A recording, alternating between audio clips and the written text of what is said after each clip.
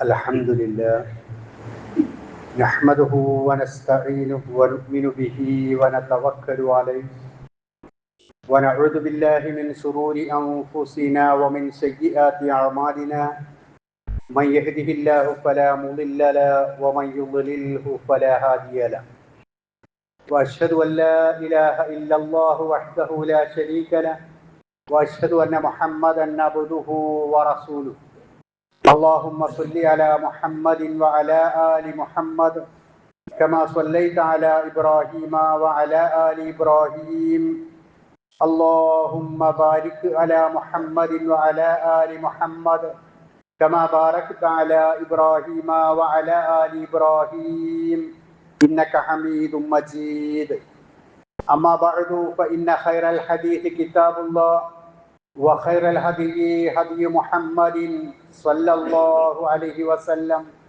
وشر الأمور محدثاتها وكل محدثة بدعة وكل بدعة ضلالة وكل ضلالة في النار يا أيها الذين آمنوا اتقوا الله حق تقاته ولا تموتن إلا وأنتم مسلمون أيها الإخوان والأخوات أوصيكم عباد الله ونفسي أولا بتقوى الله أعوذ بالله من الشيطان الرجيم بسم الله الرحمن الرحيم فإذا قضيتم مناسككم فاذكروا الله كذكركم آباءكم أو أشد ذكرا فمن الناس من يقول ربنا آتنا في الدنيا وما له في الآخرة من خلاق. ബഹുമാന്യരായ സഹോദരന്മാരെ, സഹോദരികൾ,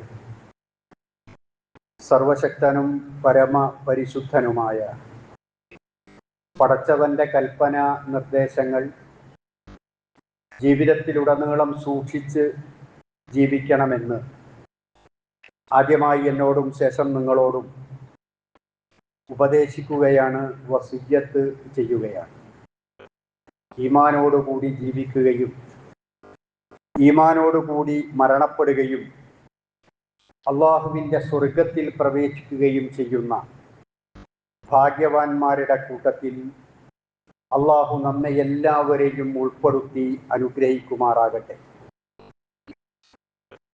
ദശലക്ഷക്കണക്കിന് ഹാജിമാർ ഹജ്ജു കർമ്മം നിർവഹിച്ച് തൂവള്ള വസ്ത്രം പോലെ തങ്ങളുടെ ഹൃദയങ്ങളെ കഴുകിത്തുടച്ച് പാപരഹിതരായി സ്വർഗപ്രവേശനത്തിന് അർഹരായി ഇന്ന് പിറന്ന കുഞ്ഞിനെ പോലെ അവരവരുടെ നാടുകളിലേക്ക് തിരിക്കുന്ന ഒരു സമയമാണിത്.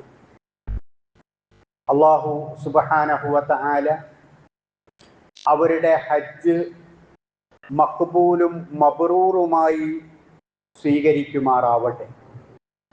ഹജ്ജ് എന്ന സ്വപ്നം മനസ്സിൽ താലോലിച്ചുകൊണ്ട് ജീവിക്കുന്ന വിശ്വാസിനികളായ ആളുകൾക്ക് അല്ലാഹു സുബ്ഹാനഹു വ തആല അവരുടെ ആഗ്രഹം എത്രയും പെട്ടെന്ന് പൂർത്തിയാക്കി കൊടുക്കുന്ന ഒരു അവസ്ഥയുണ്ടാവട്ടെ. ഹജ്ജിനെ സംബന്ധിച്ച് നമുക്കറിയാവുന്നതാണ്, അല്ലാഹു സുബ്ഹാനഹു വ തആല നിർദ്ദേശിച്ച രൂപത്തിൽ ഒരു ഹജ്ജ് കർമ്മം നിർവഹിച്ചിട്ടുണ്ട് എങ്കിൽ റജഅ യൗമി വലദത്തുഹു ഉമ്മുഹു, അവൻ്റെ ഉമ്മ അവനെ പ്രസവിച്ച രൂപത്തിൽ യാതൊരു പാപവുമില്ലാത്ത രൂപത്തിൽ അവൻ ആയിത്തീരുന്നതാണ് എന്ന് പ്രവാചകൻ പഠിപ്പിച്ചിട്ടുണ്ട്. അതുപോലെ മറ്റൊരു തിരുവചനത്തിൽ അൽ ഹജ്ജുൽ മബ്റൂർ ലൈസ ലഹു ജസാഉൻ ഇല്ലൽ ജന്ന, ഒരു ഹജ്ജ് മബ്റൂറായ ഒരു ഹജ്ജ് അതിന് സ്വർഗമല്ലാതെ മറ്റൊരു പ്രതിഫലവുമില്ല എന്നും പ്രവാചകൻ പറഞ്ഞിട്ടുണ്ട്. അപ്പൊ ഇങ്ങനെയൊക്കെയുള്ള ആഗ്രഹങ്ങളും പ്രതീക്ഷകളും മുന്നിൽ വെച്ചുകൊണ്ടാണ് ഹജ്ജ് ചെയ്തുകൊണ്ട് ആളുകൾ തങ്ങളുടെ വീടുകളിലേക്ക് മടങ്ങുന്നത്. നമ്മുടെ കൂട്ടത്തിലും മിക്കവാറും ആളുകൾ ഹജ്ജ് നിർവഹിച്ചിട്ടുള്ള ആളുകളായിരിക്കും. ചെറുപ്പകാലം തൊട്ടേ പലപ്പോഴും പല സൗകര്യങ്ങൾ ഉപയോഗപ്പെടുത്തിക്കൊണ്ട് ഹജ്ജ് കർമ്മം ചെയ്യുവാനുള്ള ഭാഗ്യം സിദ്ധിച്ചിട്ടുള്ള ആളുകളും തങ്ങളുടെ സമ്പത്തും ശരീരവും അതുപോലെ മറ്റ് കാര്യങ്ങളുമെല്ലാം ഉപയോഗപ്പെടുത്തിക്കൊണ്ട് ഹജ്ജ് കർമ്മം നിർവഹിച്ചവരുമായിരിക്കും വിശ്വാസികളും വിശ്വാസിനികളുമായ ആളുകളിൽ അധികവും. അങ്ങനെയുള്ള ആളുകൾ പിന്നീട് ആലോചിക്കേണ്ടുന്ന കാര്യങ്ങളെക്കുറിച്ച് വിശുദ്ധ ഖുർആൻ വളരെ ശക്തമായി പറയുന്നുണ്ട്. ഒരു ആരാധന, ആ ആരാധന നിർവഹിക്കുമ്പോൾ മാത്രം പാലിക്കേണ്ട ചിട്ടകളോ മര്യാദകളോ മാത്രമല്ല ഉള്ളത്, അതിന് ശേഷമാണ് അത് വിശ്വാസിയിൽ സ്വാധീനം ചെലുത്തേണ്ടത്. അതുകൊണ്ടാണ് വിശുദ്ധ ഖുർആനിലൂടെ അല്ലാഹു സുബ്ഹാനഹു വ തആല പറഞ്ഞത്, വഇദാ ഖളൈതും മനാസികകും, നിങ്ങൾ നിങ്ങളുടെ ആരാധനാ കർമ്മങ്ങൾ നിർവഹിച്ചു കഴിഞ്ഞാൽ, ഹജ്ജ് എന്ന ആരാധനാ കർമ്മം നിങ്ങൾ നിർവഹിച്ചു കഴിഞ്ഞാൽ, ഫദ്കുറുല്ലാഹ കദിക്രികും ആബാഅകും ഔ അശദ്ദു ദിക്റ, നിങ്ങൾ അള്ളാഹുവിനെ ഓർക്കേണ്ടതുണ്ട്. ഏതുപോലെ? നിങ്ങളുടെ മാതാപിതാക്കളെ നിങ്ങൾ ഓർക്കുന്നത് പോലെയോ അതിനേക്കാൾ അധികമായോ നിങ്ങൾ നിങ്ങളുടെ രക്ഷിതാവിനെ സ്മരിക്കുകയും അവനെ ഓർക്കുകയും ചെയ്യേണ്ടതുണ്ട് എന്ന് വിശുദ്ധ ഖുർആൻ വിശ്വാസികളെ, ഹജ്ജ് കർമ്മം നിർവഹിച്ചിട്ടുള്ള വിശ്വാസികളെ ഓർമ്മപ്പെടുത്തുകയാണ്. ഹജ്ജ് എന്ന് പറയുന്നത് യഥാർത്ഥത്തിൽ നമ്മുടെ നാട്ടിൽ നിന്ന് മക്കയിലേക്കുള്ള കേവലം ഒരു യാത്രയായിരുന്നില്ല. അത് തൻ്റെ രക്ഷിതാവായ അള്ളാഹുവിലേക്കുള്ള യാത്രയായിരുന്നു. അതുപോലെ തന്നെ ആത്മാവിൻ്റെ ഒരു തീർത്ഥയാത്രയായിരുന്നു. അങ്ങനെയാണ് മക്കയിലേക്ക് ഹജ്ജ് കർമ്മം നിർവഹിക്കുവാൻ വേണ്ടി അവൻ പുറപ്പെട്ടിട്ടുള്ളത്. മനസ്സും ശരീരവും സമ്പത്തുമെല്ലാം പൂർണ്ണമായും അള്ളാഹുവിന് സമർപ്പിച്ചുകൊണ്ടാണ് അവൻ ആ ആരാധനാ കർമ്മം നിർവഹിക്കുവാൻ വേണ്ടി പുറപ്പെട്ടിട്ടുള്ളത്. കഅബയെ പ്രദക്ഷിണം ചെയ്യുന്ന സമയത്ത് അള്ളാഹുവുമായി അവൻ നേരിട്ട് ബന്ധപ്പെടുകയായിരുന്നു. മനസ്സിൻ്റെ കണ്ണുകളെ കൊണ്ട് അള്ളാഹുവിനെ അവൻ കാണുകയായിരുന്നു. അതുപോലെ തന്നെ മഖാമു ഇബ്രാഹിമിൽ നമസ്കരിക്കുന്ന സമയത്ത് ഇബ്രാഹിമിനോളം വിശ്വാസത്തിൽ തൻ്റെ സ്റ്റാൻഡ് ഉയർത്തണം എന്ന രൂപത്തിൽ ആ ഇബ്രാഹിമി ആശയം ഉൾക്കൊള്ളുവാൻ വേണ്ടി അവൻ ശ്രമിക്കുകയായിരുന്നു. അതുപോലെ സഫാ മർവക്കിടയിൽ ഓടുന്ന സമയത്തും മിനയിൽ കല്ലെറിയുന്ന സമയത്തും മഹദി ഹാജറ ബീവിയുടെ ആ പരീക്ഷണം നിറഞ്ഞ ആ ജീവിതത്തെക്കുറിച്ച് ഓർക്കുകയും ഇസ്മായിൽ അലൈഹിസ്സലാത്തു വസ്സലാമിൻ്റെ ആദർശത്തെ നെഞ്ചേറ്റുകയുമായിരുന്നു. അതുപോലെ അറഫയിൽ വെച്ചുകൊണ്ട് പ്രാർത്ഥനാ നിരതനായി കഴിഞ്ഞപ്പോൾ തൻ്റെ സിട്ടാവുമായി കൊണ്ട് ഏറ്റവും കൂടുതൽ അടുക്കുകയായിരുന്നു. ഇങ്ങനെയെല്ലാമുള്ള രൂപത്തിൽ ഉന്നതമായ ഏറ്റവും ഉയർന്ന ഒരു അവസ്ഥയിലേക്ക് വിശ്വാസികളായ നമ്മൾ ഓരോരുത്തരും ഉയർന്ന ഒരു ആരാധനയായിരുന്നു ഹജ്ജ് എന്ന് പറഞ്ഞത്. ഇമാം അബൂ ഹനീഫ റഹ്മത്തുള്ളാഹി അലൈഹി പറഞ്ഞിട്ടുണ്ട്, ഹജ്ജ് കർമ്മം നിർവഹിക്കുന്നത് വരെ ഇസ്ലാം നിർബന്ധമാക്കിയിട്ടുള്ള ആരാധനാ കർമ്മങ്ങളിൽ ഏതു കർമ്മമാണ് ഏറ്റവും കൂടുതൽ ഒരു വിശ്വാസിയെ സ്വാധീനിക്കുക എന്ന കാര്യത്തിൽ എനിക്ക് സംശയമുണ്ടായിരുന്നു. ഹജ്ജു കർമ്മം നിർവഹിച്ചതോടുകൂടി ആ സംശയം എനിക്ക് തീർന്നു. അഥവാ എല്ലാ ആരാധനാ കർമ്മങ്ങളും വിശ്വാസിയെ സ്വാധീനിക്കുകയും അവൻ്റെ ജീവിതത്തെ പരിവർത്തിപ്പിക്കുകയും ചെയ്യേണ്ടതാണെങ്കിലും ഏറ്റവും കൂടുതൽ അവനെ പരിവർത്തിപ്പിക്കുന്ന ആരാധനാ കർമ്മം ഏതാണ് എന്ന് ഹജ്ജ് കർമ്മം നിർവഹിച്ചതോടുകൂടി ആ സംശയം എനിക്ക് തീർന്നു. അഥവാ എൻ്റെ ഹജ്ജാണ് എന്നെ ഏറ്റവും കൂടുതൽ സ്വാധീനിക്കുന്നത് എന്നാണ് അദ്ദേഹം തൻ്റെ വാക്കുകളിലൂടെ പറഞ്ഞിട്ടുള്ളത്. അതുപോലെ ആ രൂപത്തിലുള്ള അവസ്ഥയിലൂടെയാണ് ഹജ്ജിലെ ഓരോ കർമ്മങ്ങളിലൂടെയും അവൻ മുന്നോട്ട് പോയിട്ടുള്ളത്. എന്നാൽ ഇന്ന് ഹജ്ജിന് പോകുന്ന, ഹജ്ജ് നിർവഹിക്കുന്ന, ഹജ്ജ് നിർവഹിച്ചിട്ടുള്ള പല ആളുകളും ഈ പറഞ്ഞ കഅബയെ തവാഫ് ചെയ്യുമ്പോഴോ സഫാ മർവക്കിടയിൽ ഓടുമ്പോഴോ മറ്റു സ്ഥലങ്ങളിൽ നിർദ്ദേശിക്കപ്രകാരം നിൽക്കുന്ന സമയത്തോ ഒരു തുള്ളി കണ്ണുനീർ പോലും തങ്ങളുടെ കണ്ണുകളിൽ നിന്ന് ഉതിർന്നു വീഴാത്ത ആളുകൾ, അവർ തിരിച്ചു വന്ന് എയർപോർട്ടിൽ തൻ്റെ മക്കളെയോ ബന്ധുക്കളെയോ കുടുംബങ്ങളെയോ കാണുമ്പോൾ കെട്ടിപ്പിടിക്കുകയും ആലിംഗനം ചെയ്യുകയും കണ്ണുകൾ തോരാതെ നനഞ്ഞുകൊണ്ടിരിക്കുകയും കരഞ്ഞുകൊണ്ടിരിക്കുകയും ചെയ്യുന്നത് നമുക്ക് കാണാവുന്നതാണ്. അവർ കഅബയെ പ്രദക്ഷിണം ചെയ്തപ്പോൾ അവർ കരഞ്ഞിട്ടില്ല. പ്രാർത്ഥനയിൽ നിരതരായിരുന്ന ആ അറഫയിൽ അവർ കരഞ്ഞിട്ടില്ല. അതുപോലെ അവർ ഈ ഹജ്ജിൽ നിർവഹിച്ചിട്ടുള്ള ആ കാര്യങ്ങളിൽ ഒന്നും അവരുടെ മനസ്സ് വാചാലമാവുകയോ അവിടെ ചിന്തകൾ അള്ളാഹുവിലേക്ക് എത്തുകയോ അങ്ങനെ കണ്ണുനീർ പൊടിക്കുകയോ ചെയ്യാൻ അവർക്ക് കഴിഞ്ഞിട്ടില്ല. യഥാർത്ഥത്തിൽ അവർ കരയേണ്ടിയിരുന്നത്, മനസ്സ് ശുദ്ധമാക്കേണ്ടിയിരുന്നത് ആ ഇടങ്ങളിലായിരുന്നു. എങ്കിലും അങ്ങനെ ഒരു മാറ്റം ഉണ്ടാക്കിയെടുക്കാൻ പല ആളുകൾക്കും സാധിക്കുന്നില്ല. ഹജ്ജിന് പോകുന്നതിന് മുമ്പേ ഹജ്ജ് ക്യാമ്പുകളും ഹജ്ജ് ക്ലാസുകളുമൊക്കെ വളരെ സജീവമായി കൊണ്ട് നാടുകളിൽ വ്യാപകമായി നടക്കാറുണ്ട്. പക്ഷേ ആ ക്യാമ്പുകളും ക്ലാസുകളുമൊക്കെ കഴിഞ്ഞു എന്നതല്ലാതെ അതിൻ്റെ കാമ്പ് നഷ്ടപ്പെടുന്ന ഒരു അവസ്ഥയിലേക്കാണ് ഇന്ന് സമൂഹം നീങ്ങിക്കൊണ്ടിരിക്കുന്നത്. ഞാൻ പറയുന്നതിൻ്റെ ഉദ്ദേശം, ഹജ്ജ് കഴിഞ്ഞു വരുന്ന ആളുകളും കഴിഞ്ഞ കാലഘട്ടങ്ങളിൽ ഹജ്ജ് ചെയ്തിട്ടുള്ള ആളുകളും തങ്ങളുടെ ജീവിതത്തെ ഏറ്റവും സ്വാധീനിച്ചിട്ടുള്ള ഇബാദത്ത് ഹജ്ജു കർമ്മമാക്കി മാറ്റുകയും നമ്മുടെ ജീവിതത്തിന്റെ അന്ത്യം വരെ ആ വെളിച്ചം, ജീവിതത്തിൽ ഒരിക്കലേ ഹജ്ജ് നിർവഹിക്കൽ നിർബന്ധമുള്ളൂ, ഫർളുള്ളൂ. അതുകൊണ്ട് തന്നെ ജീവിതാന്ത്യം വരെ അത് തൻ്റെ ഹൃദയത്തിൽ ഒരു വിളക്കുമാടമായി സ്ഥിതി ചെയ്യുകയും ചെയ്യുന്ന അവസ്ഥയുണ്ടാവണം എന്നതാണ്. അങ്ങനെ ഹജ്ജിനെ കാണുകയും അത് അനുഭവിക്കുകയും ചെയ്യുവാൻ കഴിയണം. എന്നാൽ ഇന്ന് അതിൻ്റെ കാമ്പ് നഷ്ടപ്പെട്ടു പോകുന്ന അവസ്ഥയാണ്. അപ്പൊ നമുക്കറിയാം, നാം കഴിക്കുന്ന ഒരുപാട് പഴങ്ങൾ, ഇപ്പൊ മാമ്പഴമുണ്ട്. ആ മാമ്പഴം എന്ന് പറയുന്നത് അതിൻ്റെ കാമ്പ് അതിൻ്റെ ഉള്ളിലുള്ള ഭാഗമാണ്. പക്ഷേ ആ കാമ്പ് അതുപോലെ സുരക്ഷിതമായി അവിടെ നിൽക്കണമെങ്കിൽ അതിൻ്റെ പുറം തൊലി ആവശ്യമാണ്, വളരെ അത്യാവശ്യമാണ്. എന്നാൽ മാങ്ങ എന്നത് നമ്മൾ ഉദ്ദേശിക്കുന്നത് അതിൻ്റെ ഉള്ളിലെ കാമ്പാണ്, തൊലി നമ്മൾ ചെത്തിക്കളയുകയാണ് ചെയ്യുന്നത്. അതുപോലെ ഏതൊരു ഇബാദത്ത് ചെയ്യുമ്പോഴും ഹജ്ജ് കർമ്മം നിർവഹിക്കുമ്പോഴും അതിൻ്റെ പുറം തൊലിയെ പോലെയാണ് ഈ ഇബാദത്തുകളിലെ ഓരോ കൈഫിയത്തുകളും, അതിൻ്റെ രൂപങ്ങൾ. ഇപ്പൊ നമസ്കാരത്തിൽ റുക്കൂഴ്, സുജൂദ്, ബാക്കിയുള്ളത് ഇതൊക്കെയും ഹജ്ജിൽ ഈ പറഞ്ഞ ദുൽഹജ്ജ് 8 മുതൽ ചെയ്യുന്ന 13 വരെയുള്ള കല്ലേറടക്കമുള്ള കാര്യങ്ങളുമെല്ലാം ഈ പറഞ്ഞ പുറന്തൊലി പോലെയാണ്. അത് അത്യാവശ്യമാണ്, അതുണ്ടെങ്കിലേ ആ ഇബാദത്ത് പൂർണ്ണമാകും. പക്ഷേ അത് ഓടുകയും ചാടുകയും കുനിയുകയും നിവരുകയും ചെയ്യാൻ വേണ്ടിയല്ല ആ ഇബാദത്ത്.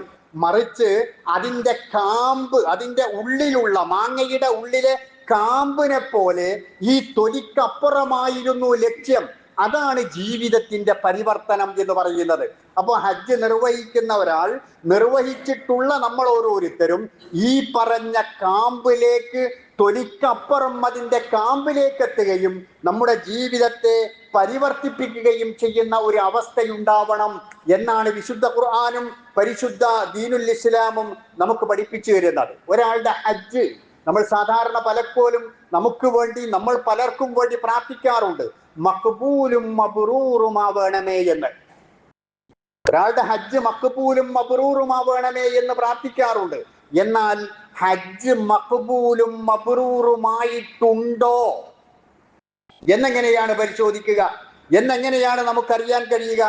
ആ വ്യക്തിയുടെ അഥവാ നമ്മുടെ ഹജ്ജിന് ശേഷമുള്ള നമ്മുടെ ജീവിതം പരിശോധിച്ചാൽ മതി. അതാണ് തെളിവ്. നമ്മുടെ ഹജ്ജ് മഖ്ബൂലായിട്ടുണ്ടോ, നമ്മുടെ ഹജ്ജ് മബ്റൂറായിട്ടുണ്ടോ എന്നതിൻ്റെ തെളിവ് ഹജ്ജ് കഴിഞ്ഞതിന് ശേഷമുള്ള നമ്മുടെ ജീവിതമാണ്. ആ ജീവിതം സാക്ഷ്യപ്പെടുത്തും നമ്മുടെ ഹജ്ജ് മഖ്ബൂലായിട്ടുണ്ടോ എന്ന്. നാം ആലോചിച്ചു നോക്കുക. നമ്മൾ ഓരോരുത്തരും ഹജ്ജ് ചെയ്ത, മിക്കവാറും ആളുകൾ ഹജ്ജ് ചെയ്തവരായിരിക്കും. എൻ്റെ ഹജ്ജ് മഖ്ബൂലായിട്ടുണ്ടോ എന്ന് എനിക്ക് ആലോചിച്ചാൽ ഉത്തരം കിട്ടും. കാരണം ആ ഹജ്ജിന് ശേഷം നാട്ടിലേക്ക് തിരിച്ചെത്തിയിട്ടുള്ള ഒരു കച്ചവടക്കാരനാണെങ്കിൽ, ഒരു ബിസിനസ്സുകാരനാണെങ്കിൽ, ഒരു തൊഴിലാളിയാണെങ്കിൽ, അവർ പഴയതുപോലെ തന്നെ തെറ്റുകുറ്റങ്ങളിൽ മുഴുകി ജീവിച്ചവരാണെങ്കിൽ അതേ രൂപത്തിൽ തന്നെയാണ് അവരുടെ ജീവിതം മുന്നോട്ട് പോകുന്നത് എങ്കിൽ ആ ഹജ്ജ് അവരെ സ്വാധീനിച്ചിട്ടേ ഇല്ല. അഥവാ അവരുടെ ഹജ്ജ് മഖ്ബൂലായിട്ടില്ല, അവരുടെ ഹജ്ജ് മബ്റൂറായിട്ടില്ല. അവിടെ ഹജ്ജ് മഖ്ബൂലും മബ്റൂറുമായിട്ടുണ്ടെങ്കിൽ അവിടെ ശേഷ ജീവിതം പരിശുദ്ധ ദീനുൽ ഇസ്ലാം പറഞ്ഞതുപോലെ തന്നെയാണ് ഉണ്ടായിത്തീരുക എന്നത് നമുക്കറിയാവുന്നതാണ്. അപ്പോ ഹജ്ജ് ചെയ്തവർ, അതുപോലെ ഇപ്പോൾ ഹജ്ജ് കഴിഞ്ഞ് തിരിച്ചു വരുന്ന ആളുകൾ, ആ ചിന്തയോടുകൂടി ജീവിക്കുന്ന ആളുകൾ, അവരൊക്കെയും വേണ്ടത് എൻ്റെ ജീവിതം കൊണ്ട് ഞാൻ സാക്ഷ്യപ്പെടുത്തുന്നു എന്ന അവസ്ഥയുണ്ടാവുകയാണ്. അതുപോലെ വളരെ പ്രധാനമായി നാം ശ്രദ്ധിക്കേണ്ടുന്ന ഒരു കാര്യം, ആ ഹജ്ജിലേക്ക് നമ്മൾ പ്രവേശിക്കുന്ന സമയത്ത് നമ്മൾ നിയ്യത്ത് എന്ന് പറയുന്നത് ലബ്ബൈക അല്ലാഹുമ്മ ലബ്ബൈക ഹജ്ജൻ അല്ലെങ്കിൽ ലബ്ബൈക ഹജ്ജൻ എന്ന ആ പദങ്ങളിലൂടെ നാം ഹജ്ജിലേക്ക് പ്രവേശിക്കുന്നു. അതാണ് ഹജ്ജിലേക്ക് പ്രവേശിക്കുന്നത്. പിന്നെ നമ്മൾ പറയുന്നത് ലബ്ബൈക അല്ലാഹുമ്മ ലബ്ബൈക് ലബ്ബൈക ലാ ശരീക ലക ലബ്ബൈക് ഇന്നൽ ഹംദ വന്നിഅമത ലക വൽ മുൽക് ലാ ശരീക ലക എന്നാണ്. എന്താണ് ആ പറഞ്ഞത്?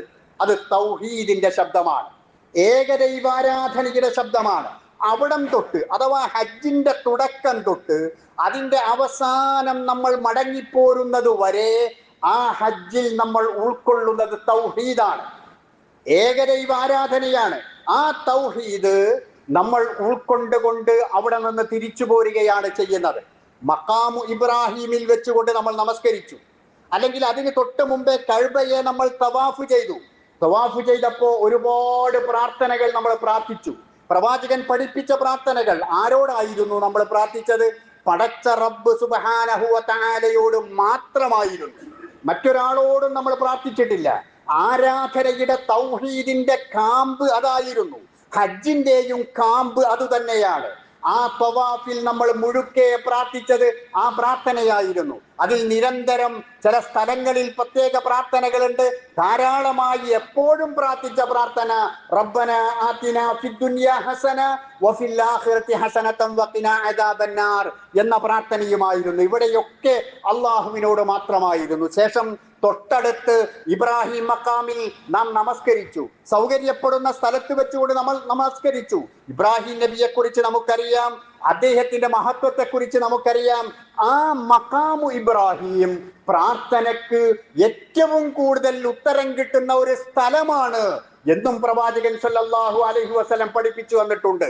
അവിടെ വെച്ചുകൊണ്ട് നാം കണ്ണുനീരൊലിപ്പിച്ചുകൊണ്ട് പ്രാർത്ഥിച്ചു. ആരോടാണ് പ്രാർത്ഥിച്ചത്? റബ്ബ് സുബ്ഹാനഹു വ തആലയോട് മാത്രമാണ്, റബ്ബിനോട് മാത്രമാണ്. മറ്റൊരാളും ലോകത്തൊരു സൃഷ്ടിയോടും നമ്മൾ പ്രാർത്ഥിച്ചിട്ടില്ല. ഇബ്രാഹിം നബിയോട് പോലും മഖാമു ഇബ്രാഹിമിൽ നിന്ന് പ്രാർത്ഥിച്ചപ്പോഴും ഇബ്രാഹിം നബിയോട് നമ്മൾ പ്രാർത്ഥിച്ചിട്ടില്ല. മറ്റേതെങ്കിലും പ്രവാചകന്മാരോട് പ്രാർത്ഥിച്ചിട്ടില്ല, ഏതെങ്കിലും മഹാന്മാരോട് പ്രാർത്ഥിച്ചിട്ടില്ല. അള്ളാഹുവോടാണ് പ്രാർത്ഥിച്ചത്. ആ സഫാ മർവക്കിടയിലോടുമ്പോ നാം കഴിഞ്ഞ ഒരു ഖുത്ബയിൽ പറഞ്ഞതുപോലെ ഹാജറാ ബീവിയുടെ ആ ത്യാഗ പരീക്ഷണങ്ങളെ കുറിച്ച് നമ്മുടെ ഓർമ്മയിൽ വന്നു. അവിടെയും നമ്മൾ പ്രാർത്ഥിച്ചു. സഫയിൽ ആ മർവയിൽ ഉത്തരം കിട്ടുന്ന സ്ഥലങ്ങളാണ് എന്ന് പ്രവാചകൻ പഠിപ്പിച്ചിട്ടുണ്ട്. ആരോട് പ്രാർത്ഥിച്ചു? നമ്മുടെ ഉമ്മയായ ഹാജറാ ബീബിയോട് ആരെങ്കിലും പ്രാർത്ഥിച്ചിട്ടുണ്ടോ? ഇല്ല. അവിടെ വെച്ചുകൊണ്ടും പ്രാർത്ഥിച്ചത് അള്ളാഹുവിനോടാണ്, റബ്ബിനോട് മാത്രമാണ്, മറ്റൊരാളോടും പ്രാർത്ഥിച്ചിട്ടില്ല. അവിടെ നിന്നങ്ങോട്ട് അൽ ഹജ്ജു അറഫ എന്ന് പറഞ്ഞ അറഫയിൽ നാം ഒരു ദിവസം മുഴുവനും അവിടെ എത്തിയേടം മുതൽ അവിടെ സൂര്യൻ അസ്തമിക്കുന്നത് വരെ നമ്മൾ നിന്നു. എന്തായിരുന്നു കാര്യമായുള്ള പണി? പ്രാർത്ഥന മാത്രമായിരുന്നു പണി, പ്രാർത്ഥന മാത്രമായിരുന്നു പണി. നമ്മുടെ തെറ്റുകുറ്റങ്ങൾ പടച്ചവനോട് ഏറ്റുപറയലായിരുന്നു പണി. നമുക്ക് എന്തെല്ലാം ആഗ്രഹങ്ങളുണ്ടോ അത് റബ്ബിനോട് ചോദിച്ചു വാങ്ങലായിരുന്നു പണി. ഇങ്ങനെ പ്രാർത്ഥന മാത്രമായിരുന്ന ആ അറഫയിൽ നാം സൂര്യൻ അസ്തമിക്കുന്നത് വരെ പ്രാർത്ഥിച്ചു. ആരോട് പ്രാർത്ഥിച്ചു? റബ്ബിനോട് മാത്രം പ്രാർത്ഥിച്ചു. അതുപോലെ മിനയിൽ കല്ലെറിയാൻ പോയി, അവിടെയും നമ്മൾ പ്രാർത്ഥിച്ചു. ശേഷം നമ്മൾ ഹജ്ജിന്റെ ദിവസങ്ങൾ കഴിയുന്നത് വരെ മിനയിലുള്ള ആ പുണ്യപ്പെട്ട രാത്രികളിലും നമ്മൾ പ്രാർത്ഥിച്ചു. റബ്ബിനോട് മാത്രമായിരുന്നു നമ്മൾ പ്രാർത്ഥിച്ചത്. അങ്ങനെ അവിടെയെല്ലാം നമ്മൾ പ്രാർത്ഥന നിരതരായി, റബ്ബിനോട് മാത്രം. അഥവാ തൗഹീദ് എന്താണെന്ന്, തൗഹീദിന്റെ അകക്കാമ്പ് എന്താണെന്ന് നമ്മെ കൊണ്ട് അല്ലാഹു സുബ്ഹാനഹു വ തആല പ്രാക്ടീസ് ചെയ്യിക്കുകയായിരുന്നു. നാം കഴിഞ്ഞ ഒരു ഖുതുബയിൽ സൂചിപ്പിച്ചതുപോലെ വിദ്യാഭ്യാസം എന്ന് പറയുമ്പോൾ അഭ്യാസം എന്ന് പറഞ്ഞാൽ അത് പ്രാക്ടീസ് എന്നാണ്, അഥവാ ജീവിതത്തിലൂടെ പരിശീലിപ്പിക്കുകയാണ്. ആരോടാണ് നീ പ്രാർത്ഥിക്കേണ്ടത്, ആരിലേക്കാണ് നിന്റെ കൈകൾ ഉയരേണ്ടത്, ആരോടാണ് നിന്റെ വിഷമങ്ങൾ പറയേണ്ടത് എന്ന് റബ്ബ് സുബ്ഹാനഹു വ തആല ആ ഹജ്ജിലൂടെ നമുക്ക് പഠിപ്പിച്ചു തരികയായിരുന്നു. ശേഷം നമ്മൾ ഹജ്ജിന്റെ ഭാഗമല്ലെങ്കിലും ഒരാൾ മദീനയിൽ പോയി പ്രവാചകൻ സല്ലല്ലാഹു അലൈഹി വസല്ലമയുടെ പള്ളിയിൽ നമസ്കരിച്ചു, അവിടെ പ്രവാചകന്റെ അതുപോലെ ഖുലഫാഉർ റാഷിദുകളുടെ ആ ഖബറുകൾ സിയാറത്ത് ചെയ്തു, അത് ഹജ്ജിന്റെ ഭാഗമല്ല. ഒരാൾ ഹജ്ജ് ചെയ്തു മദീനയിൽ പോവാതെ തിരിച്ചു പോന്നാലും അയാളുടെ ഹജ്ജിന് യാതൊരു ദോഷവും സംഭവിക്കുന്നില്ല. എന്നാൽ മദീനയിൽ പോയി ഹജ്ജ് കർമ്മം നിർവഹിക്കുന്ന ആ വ്യക്തി അവിടെ ചെന്നുകൊണ്ട് പ്രവാചകൻ സല്ലല്ലാഹു അലൈഹി വസല്ലമയുടെ ഖബറിന്റെ അടുക്കൽ പോയി. എന്താണ് അവിടെ വെച്ചുകൊണ്ട് പറഞ്ഞത്? അസ്സലാമു അലൈക യാ നബിയല്ലാഹ്, അസ്സലാമു അലൈക യാ നബിയല്ലാഹ്. നബിയോട് വല്ലതും ചോദിച്ചോ? ഇല്ല. മുത്ത് നബി മുഹമ്മദ് മുസ്തഫ സല്ലല്ലാഹു അലൈഹി വസല്ലമക്ക് രക്ഷയ്ക്ക് വേണ്ടി റബ്ബിനോട് പ്രാർത്ഥിച്ചു, പടച്ച റബ്ബിനോട് പ്രാർത്ഥിച്ചു. തൊട്ടടുത്ത് അബൂബക്കർ സിദ്ദീഖ് ഉണ്ട്, അതിനടുത്ത് ഉമർ റളിയല്ലാഹു ഉണ്ട്. അവർക്ക് വേണ്ടി രക്ഷയ്ക്ക് റബ്ബിനോട് പ്രാർത്ഥിച്ചു. ആ മദീനയിൽ ചെന്നപ്പോഴും ആ റബ്ബിനോട് മാത്രം പ്രാർത്ഥിച്ചു. പ്രിയപ്പെട്ടവരെ, തൗഹീദിന്റെ കാമ്പ് പടച്ച തമ്പുരാൻ ഹജ്ജിലൂടെ പഠിപ്പിച്ചു തരികയായിരുന്നു.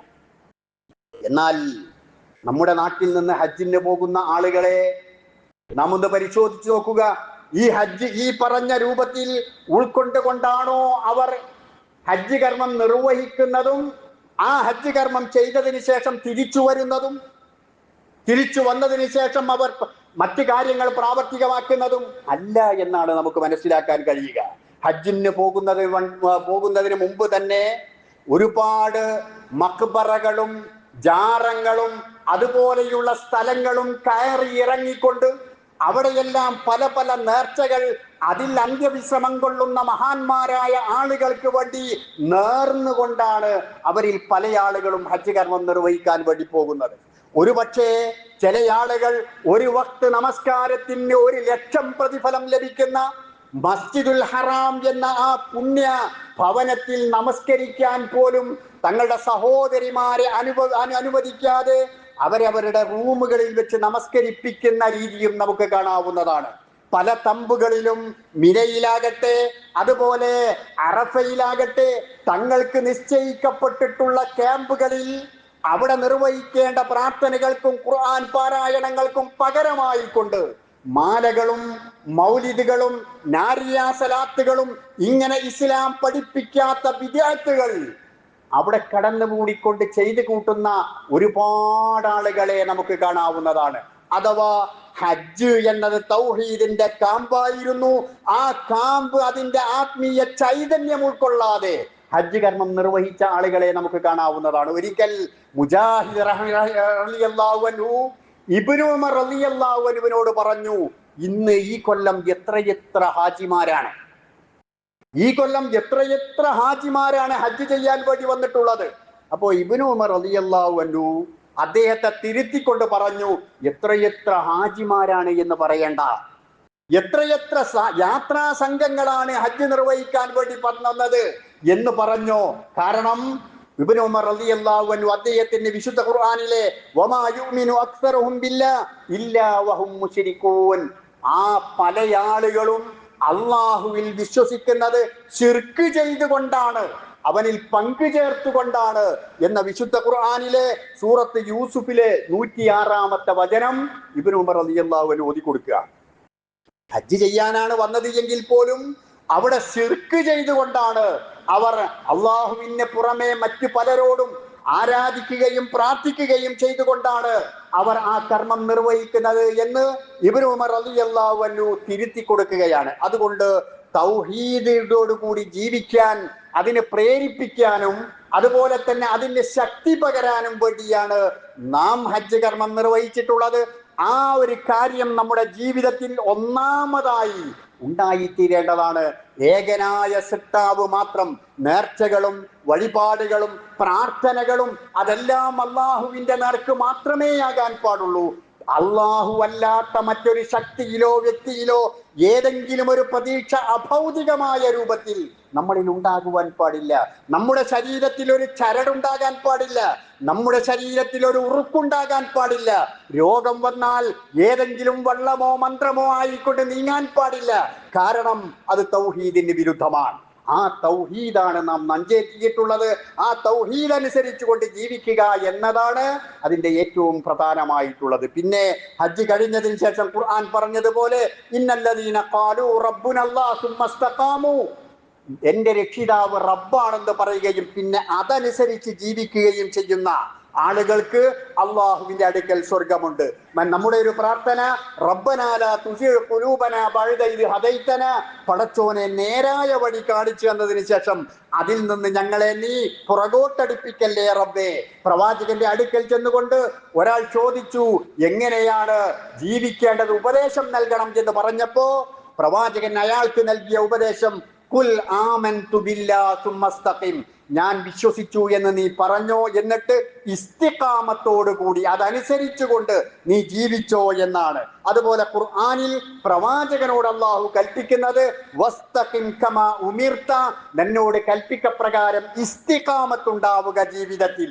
അഥവാ വിശ്വാസം, അതിനനുസരിച്ചുള്ള പ്രവർത്തനം, ജീവിതം എല്ലാം തന്നെ അതിനനുസരിച്ചുള്ളതായി തീർക്കുക.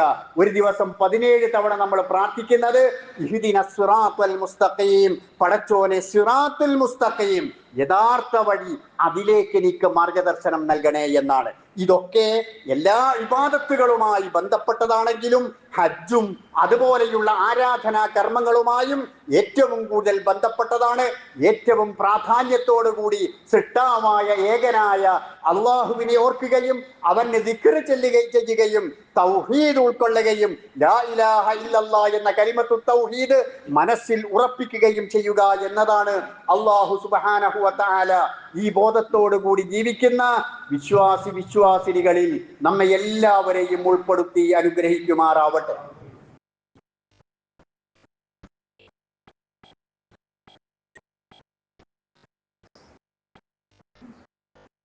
അൽഹംദുലില്ലാഹ് വസല്ലല്ലാഹു അലാ മുഹമ്മദ് സ്വലാത്തൻ തദൂ ബിഹി ഇലാ യൗമിൽ ഹിസാബ്.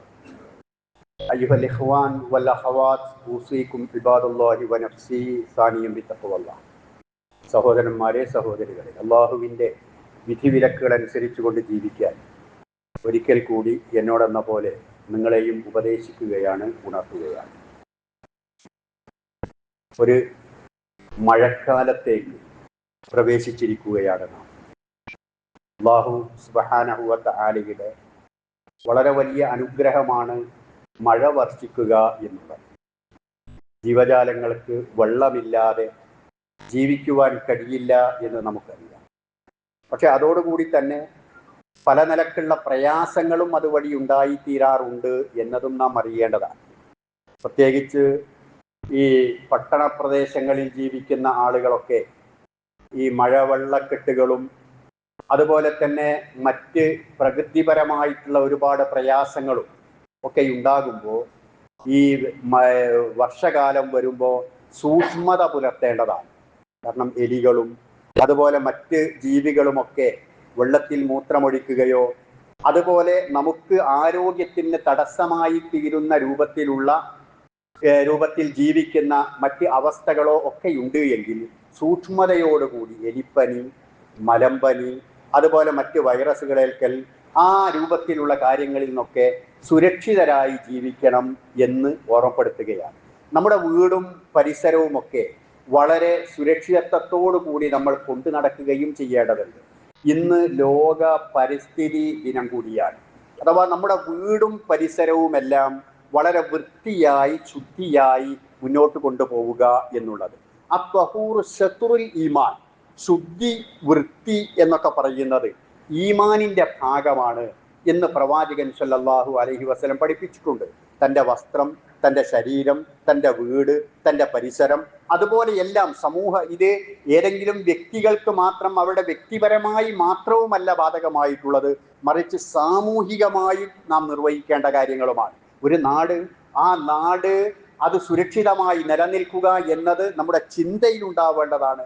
അതിന് ഏതെല്ലാം രൂപത്തിൽ മതപരമായി തന്നെ സംഘടനാപരമായി രംഗത്തിറങ്ങി അത്തരത്തിലുള്ള ഏതെങ്കിലും കാര്യങ്ങൾ നിർവഹിക്കാനുണ്ട് എങ്കിൽ ശുദ്ധീകരണ പ്രവർത്തനങ്ങൾ, പരിസര മലിനീകരണം ഉണ്ടാക്കുന്ന ഏതെങ്കിലും കാര്യങ്ങളിൽ നിന്ന് സുരക്ഷിതത്വം ഉണ്ടാകേണ്ട ഏതെങ്കിലും കാര്യങ്ങൾ ചെയ്യേണ്ടതുണ്ട് എങ്കിൽ സംഘടനാപരമായിട്ടോ അതല്ലെങ്കിൽ സാംസ്കാരിക കേന്ദ്രങ്ങൾ വഴിയോ ലൈബ്രറികൾ വഴിയോ പൊതുജനങ്ങൾ എല്ലാവരും ഒരുമിച്ച് കൂടിക്കൊണ്ടോ അത്തരത്തിലുള്ള കാര്യങ്ങളൊക്കെ നമ്മൾ നിർവഹിക്കേണ്ടതാണ്. കാരണം അല്ലാഹു സുബ്ഹാനഹു വ തആല ഇവിടെ ഒരു ആവാസ വ്യവസ്ഥയുണ്ടാക്കിയിട്ടുണ്ട്. മനുഷ്യരും കോടാനുകോടി ജീവജാലങ്ങളും അതുപോലെ സസ്യലതാദികളും പക്ഷിമൃഗാദികളും എല്ലാം ഒത്തൊരുമിച്ച് ജീവിക്കുന്നതാണ് ഈ പ്രപഞ്ചം. ഈ പ്രപഞ്ചം ഇതുപോലെ തന്നെ നിലനിൽക്കേണ്ടതുണ്ട്. ഇവിടെ നമ്മുടെ കൈകടത്തലുകളെ കൊണ്ടോ നമ്മുടെ ഇടപെടലുകൾ കൊണ്ടോ ഈ പ്രപഞ്ചത്തിനോ ആവാസ വ്യവസ്ഥകൾക്കോ ഒരു തകരാറുമുണ്ടാകുവാൻ പാടില്ല, നാശം സംഭവിക്കുവാൻ പാടില്ല. അത് പരിശുദ്ധ ദീനുൽ ഇസ്ലാം നമുക്ക് പഠിപ്പിച്ചു തരുന്ന കാര്യമാണ്. നിരവധി ആയത്തുകളിലൂടെ അതുപോലെ പ്രവാചകന്റെ ഒരുപാട് തിരുവചനങ്ങളിലൂടെ ഇത്തരത്തിലുള്ള ഒരുപാട് നിർദ്ദേശങ്ങൾ നമുക്ക് നൽകുന്നുണ്ട്. അതുകൊണ്ട് ഈ പ്രകൃതിക്ക് ഭാരമാകാതെ അതിൻ്റെ സുരക്ഷിതത്വത്തിന് വേണ്ടി പ്രവർത്തിക്കുന്ന ആളുകളായി, അതിൻ്റെ നാശത്തിന് കാരണമാകാതെ അത് മുന്നോട്ട് കൊണ്ടുപോകുന്ന സിട്ടാവിൻ്റെ ആ സൃഷ്ടിപ്പിന്റെ വ്യവസ്ഥകളെ മാനിക്കുകയും അതനുസരിച്ച് പ്രവർത്തിക്കുന്നവരുമായിക്കൊണ്ട് ജീവിക്കാൻ നാം ശ്രമിക്കുക. പലപ്പോഴും നമുക്കറിയാം, ഡ്രൈനേജുകളിലൊക്കെ വെള്ളം ഒഴുകിപ്പോകേണ്ടതാണ് എങ്കിലും ആ ഡ്രൈനേജുകളിൽ വെള്ളം കെട്ടി നിൽക്കാനുള്ള കാരണങ്ങളിൽ പലപ്പോഴും നമ്മൾ അത് വൃത്തിയാക്കുന്ന സമയത്ത് പ്ലാസ്റ്റിക് കൂമ്പാരങ്ങളാണ് അവിടെ കാണാറുള്ളത്. ആരാണത് ചെയ്തത്? നമ്മൾ തന്നെയാണ് ചെയ്തത്. വീട്ടിൽ നിന്ന് വന്ന പ്ലാസ്റ്റിക് കൂമ്പാരങ്ങളാകാം, അല്ലെങ്കിൽ കച്ചവട സ്ഥാപനങ്ങളിൽ നിന്ന് വന്നതാകാം, മറ്റ് സ്ഥലങ്ങളിൽ നിന്ന് വന്നവരാകാം, ഏതെങ്കിലും മത്സ്യ മാംസ വേസ്റ്റുകളായി കൊണ്ട് തള്ളിയതാകാം. ഇങ്ങനെയൊക്കെയുള്ള ഒരുപാട് കാര്യങ്ങൾ ഈ പ്രകൃതിയെ, ആവാസ വ്യവസ്ഥയെ നശിപ്പിക്കുന്ന രൂപത്തിൽ മനുഷ്യർ തന്നെ ഇടപെടുന്നത് കൊണ്ടാണ് നമുക്ക് പലവിധത്തിലുള്ള രോഗങ്ങളും പ്രയാസങ്ങളും ഒക്കെ ഉണ്ടായിത്തീരുന്നത് എന്ന ഓർമ്മയും നമുക്ക് ഓരോരുത്തർക്കും ഉണ്ടാകേണ്ടതുണ്ട്. അതുപോലെ പ്രവാചകൻ പഠിപ്പിച്ച ഒരു കാര്യമാണ് സുന്നത്തായ നമ്മളൊക്കെ നിർവഹിക്കാവുന്ന ഒരു മരം. ഈ പറഞ്ഞ ഈ സമയത്ത് കാലാവസ്ഥ അനുകൂലമായി വരുന്ന സമയത്ത് പലപ്പോഴും കൃഷി ഇറക്കുന്ന ആളുകളുണ്ട്, തെങ്ങോ കവുങ്ങ് ഇതുപോലെയുള്ള പലതും. എന്നാൽ ഒരു മരമെങ്കിലും നമ്മുടെ കൈകൾ കൊണ്ട്, പ്രവാചകൻ ഇമാം ബുഖാരിയും മുസ്ലിമും ഉദ്ധരിക്കുന്ന ഒരു ഹദീസിൽ ഒരാൾ ഒരു മരം നടാൻ വേണ്ടി പോവുകയാണ്. ആ പോകുന്ന സമയത്ത് അയാളോട് ചോദിച്ചു, എന്താ നിങ്ങൾ വയസ്സായില്ലേ, നിങ്ങളെ താടിയും തലയൊക്കെ നരച്ചിട്ടുണ്ടല്ലോ, എന്തപ്പോഴും നിങ്ങൾ മരം നടാൻ വേണ്ടി പോവുകയാണോ എന്ന് ചോദിച്ചപ്പോ പ്രവാചകൻ സല്ലല്ലാഹു അലൈഹി വസല്ലം പഠിപ്പിക്കുന്നത്, ഖിയാമത്തിന്റെ വെളിയാളം പുറകിൽ നിന്ന് കേട്ടാലും കയ്യിലൊരു തൈ ഉണ്ടെങ്കിൽ അത് നടണം എന്ന.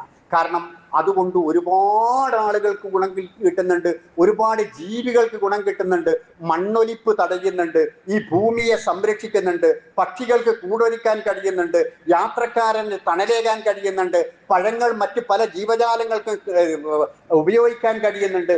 ഇങ്ങനെ ഒരുപാട് കാര്യങ്ങൾ ചെയ്യുമ്പോൾ നീ അങ്ങ് മരിച്ചു പോയാലും നമ്മളങ്ങ് മരിച്ചു പോയാലും ഒരുപാട് ആളുകൾക്ക് ഖബറിലേക്ക് അതിൻ്റെ പ്രതിഫലം ലഭിച്ചു കൊണ്ടിരിക്കുന്നുണ്ട്. അതുകൊണ്ട് അത്തരത്തിൽ സ്വാഭാവികമായും നമുക്ക് സൗകര്യപ്പെടുന്ന അരികുകളിലും അതുപോലെ ജനങ്ങൾക്ക് ബുദ്ധിമുട്ടുണ്ടാകാത്ത രൂപത്തിൽ അത്തരത്തിലുള്ള ഫലവൃക്ഷങ്ങളോ തണൽ വൃക്ഷങ്ങളോ ഒക്കെ വെച്ചു പിടിപ്പിക്കാൻ കഴിയുകയാണ് എങ്കിൽ നമ്മൾ ലോകത്തോടങ്ങ് വിട പറഞ്ഞു പോയാലും അതിൻ്റെ പ്രതിഫലം നമുക്ക് കിട്ടും എന്നതുകൂടി ഇതുമായി ബന്ധപ്പെട്ട് നമ്മൾ മനസ്സിലാക്കേണ്ടതാണ്. അല്ലാഹു സുബ്ഹാനഹു വ തആല അവന്റെ വിധിവിലക്കുകളെയും നിർദ്ദേശങ്ങളെയും എല്ലാം കേൾക്കുകയും അറിയുകയും മനസ്സിലാക്കുകയും പ്രാവർത്തികമാക്കുകയും ചെയ്യുന്ന ആളുകളുടെ കൂട്ടത്തിൽ നമ്മെ എല്ലാവരെയും ഉൾപ്പെടുത്തി അനുഗ്രഹിക്കുമാറാകട്ടെ. ഇന്ന് മദ്രസയുമായി ബന്ധപ്പെട്ടുള്ള കർശനാണ്. എല്ലാ ആളുകളും അതുമായി സഹകരിക്കണം എന്ന് പ്രത്യേകം ഓർമ്മപ്പെടുത്തുകയാണ്. അള്ളാഹുവേ, പരിശുദ്ധ ഹജ്ജ് കർമ്മം നിർവഹിച്ചിട്ടുള്ള ഞങ്ങളിൽ തൗഹീദിന്റെ ചിന്തയോടുകൂടി ഏകദൈവാരാധനയോടുകൂടി ജീവിതത്തിൽ ഒരു പാപക്കറകളും പിന്നീട് വന്നു ചേരാത്ത വിധത്തിൽ വല്ലതും വന്നു പോയിട്ടുണ്ട് എങ്കിൽ അത് വീണ്ടും കഴുകി തുടച്ച് ഞാനൊരു ഹാജിയാണ് എന്ന രൂപത്തിൽ മരിക്കും വരെ എനിക്ക് ജീവിക്കണം എന്ന ചിന്തയോടുകൂടി ശപഥത്തോടുകൂടി ജീവിക്കാൻ കഴിയുന്ന വിശ്വാസിനികളിൽ ഞങ്ങളെ എല്ലാവരെയും നീ ഉൾപ്പെടുത്തണമേ നാഥ. പടച്ചവനെ, ഏതൊരു വിശ്വാസിയുടെയും മനസ്സിലുള്ള ഏറ്റവും വലിയ പ്രാർത്ഥനയാണ് റബ്ബേ, നിന്റെ ആ ഗേഹത്തിൽ വന്നുകൊണ്ട് നൂറ്റാണ്ടുകൾക്ക് മുമ്പ് ഇബ്രാഹിം അലൈഹിസ്സലാത്തു വസ്സലാം വിളിച്ച ആ വിളിക്ക് ഉത്തരം നൽകുക എന്നുള്ളത്. പല തടസ്സങ്ങളാൽ, പല പ്രയാസങ്ങളാൽ അതിന് കഴിയാത്ത ആളുകൾക്ക് അള്ളാഹുവേ, നിന്റെ കാരുണ്യത്താൽ ആ വഴി, അവിടേക്കുള്ള വഴി നീ എളുപ്പമാക്കി കൊടുക്കണമേ തമ്പുരാനെ. അള്ളാഹുവേ, തൗഹീദിന്റെ ചിന്തകളും അതിൻ്റെ അനുസരിച്ചുള്ള പ്രവർത്തനങ്ങളും ഞങ്ങളുടെ മക്കളിലും ഞങ്ങളുടെ സമൂഹത്തിലും എല്ലാം നിലനിൽക്കുകയും ശിർക്കിനെതിരെ പടപൊരുതുന്ന, തൗഹീദിന് വേണ്ടി പ്രവർത്തിക്കുന്ന ആളുകളുടെ കൂട്ടത്തിൽ ഞങ്ങളെ നീ ഉൾപ്പെടുത്തുകയും ചെയ്യണമേ തമ്പുരാനെ. അള്ളാഹുവേ, ഈ പ്രകൃതിയും ഇവിടെയുള്ള സംവിധാനങ്ങളും എല്ലാം നിന്റെ സൃഷ്ടിയാണ്, നീ ഉണ്ടാക്കിയതാണ്. അതിനോടെല്ലാം ഇടപെടേണ്ടത് എങ്ങനെ എന്ന് നീ നിർദ്ദേശിച്ചിട്ടുണ്ട്. ആ രൂപത്തിൽ അവയോടൊക്കെ ഇടപഴകിക്കൊണ്ട് ജീവിക്കുന്ന ഒരു യഥാർത്ഥ വിശ്വാസിയായി ജീവിക്കാൻ ഞങ്ങളെ നീ അനുഗ്രഹിക്കണമേ തമ്പുരാൻ. ഞങ്ങൾ ചെയ്തു പോയ തെറ്റുകുറ്റങ്ങൾ ഞങ്ങൾക്ക് നീ പുറത്തു തരണമേ. ഞങ്ങളുടെ മാതാപിതാക്കളും ചെയ്തു പോയ തെറ്റുകുറ്റങ്ങൾ അവർക്കും നീ പുറത്ത് മാപ്പാക്കി കൊടുക്കണമേ. ശാരീരികമായി പ്രയാസങ്ങൾ അനുഭവിക്കുന്ന ഒരുപാട് ആളുകൾ നമ്മുടെ ഈ സദസ്സിലും അതുപോലെ നമ്മുടെ വീടുകളിലുമെല്ലാം ഉണ്ട്. അള്ളാഹുവേ, അങ്ങനെയുള്ള ആളുകൾക്ക് നീ ആശ്വാസവും കരുത്തും ആരോഗ്യവും നൽകി സംരക്ഷിക്കണമേ റബ്ബേ. പല വിധത്തിലുള്ള രോഗങ്ങളെ കൊണ്ട് പ്രയാസപ്പെടുന്ന ആളുകൾക്ക് നീ ശിഫ നൽകി അനുഗ്രഹിക്കണമേ തമ്പുരാനെ. കുടുംബപരമായ പ്രയാസങ്ങളുള്ള ആളുകൾക്ക് നീ അത് പരിഹരിച്ചു കൊടുക്കണമേ റബ്ബേ. സമാധാനത്തോടുകൂടി ഒരു ദാമ്പത്യ കുടുംബ ജീവിതം ജീവിക്കുന്ന ഭാഗ്യവാന്മാരുടെ കൂട്ടത്തിൽ ഞങ്ങളെ നീ ഉൾപ്പെടുത്തണമേ നാഥ. ഈമാനോടുകൂടി ജീവിച്ച് അങ്ങനെ തന്നെ മരണപ്പെട്ടു പോകാനുള്ള ഭാഗ്യം ഞങ്ങൾക്ക് എല്ലാവർക്കും നീ നൽകണമേ. അല്ലാഹുമ്മ ഗ്ഫിർ ലിൽ മുഅ്മിനീന വൽ മുഅ്മിനാത്ത് അൽ മുസ്ലിമീന വൽ മുസ്ലിമാത്ത് അൽ അഹ്യാഇ മിൻഹും വൽ അംവാത്ത് ഇന്നക മുജീബുദ് ദഅവാതി യാ ഖാദിയൽ ഹാജാത്ത്. ربنا آتنا في الدنيا حسنة وفي الآخرة حسنة وقنا عذاب النار.